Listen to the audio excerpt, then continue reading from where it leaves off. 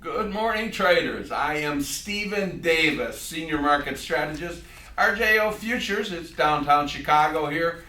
Happy Friday to all of us. We're here to talk to you about the grain markets. Okay, the corn market. We put first chart of corn here in front of you. You can see we're getting down into that gap area at 420. So there's not a lot of new news here in the corn market. I think the consensus is the corn crop looks a little better than it did 3, 4, 5 weeks ago. So, even this week, one of the lows here in northern Illinois was 57 degrees. So we don't have extreme heat.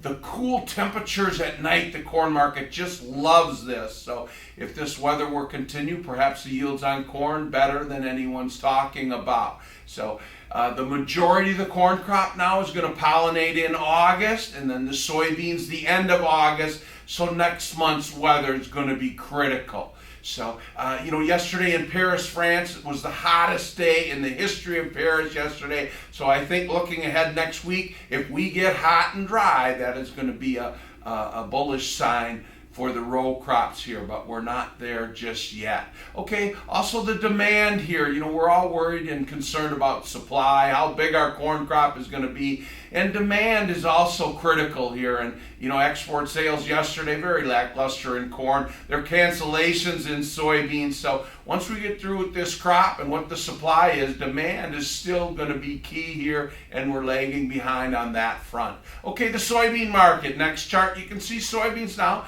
in pretty good support here. I thought earlier in the week the charts in soybean looked bullish. They were trending higher here. We've had a few down days now. All week long there's been rumors of China and USA negotiations and China buying US soybeans, and there's no purchases announced here. So, we spent 30 years building this soybean trade with China, and here we are languishing, and we really got to get this put behind us.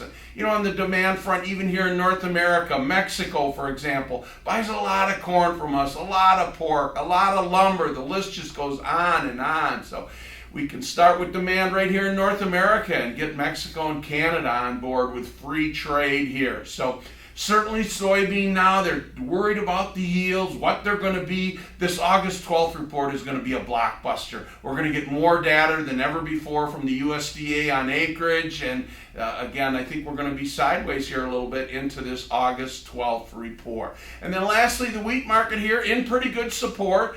Wheat's been showing some leadership here, and maybe we'll get leadership out of wheat here going forward. Yesterday, export sales, the highlight was the exports of wheat here, so we will keep talking about that. Let's all have an excellent weekend.